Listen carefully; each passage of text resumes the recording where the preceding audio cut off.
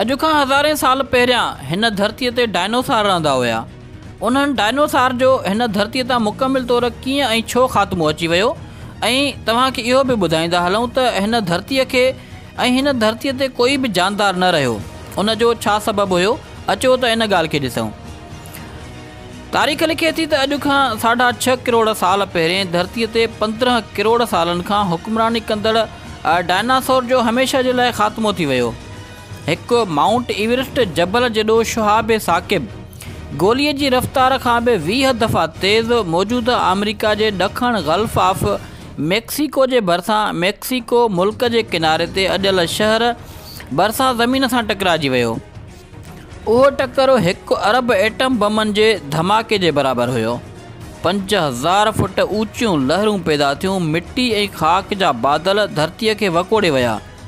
बाहि जे शोलनि जो मींहुं वसणु लॻो। मिटी ऐं धूड़ सबबु केतिरनि महीननि ताईं रोशनी धरतीअ ते मथाछिरे ताईं न पहुची सघी। ॿूटा वण जानवर सभु सड़ी ख़ाक थी विया। बसि कुझु ई जानवर बची सघिया जेके ज़ेर ज़मीन रहंदा हुआ या जिते टकर थियो उतां खां हज़ारें किलोमीटर परे। तक़रीबन ख़ुश्कीअ ते 90% जानवर ऐं ॿूटा ख़तम थी विया।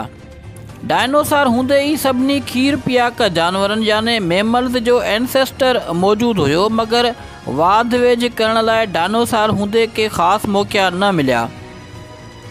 इन ॻाल्हि खे असां हिन तरह सम्झूं त मौजूदा वक़्त में जेतिरा बि खीर पियारींदड़ जानवर आहिनि उन्हनि सभिनी जा जेके अबा ॾाॾा हुया उहे बि अॻु मौजूदु हुया, पर मौजूदा वक़्त में जेके जानवर जीअं गऊं मेंह रिढूं ॿकरियूं या ॿिया खीर पियारींदड़ जानवर आहिनि उहे तंहिं ज़माने में न हुया। इन जो सबबु इहो हुयो त डायनोसार एॾा ताक़तवर ऐं एॾा वॾा हुया जो नंढनि जानवरनि खे सर्वाइव करण जो मौक़ो न थी मिलियो ऐं उन्हनि वॾनि जानवरनि जे तरफ़ां उन्हनि खे वॾो नुक़सानु पियो थियो।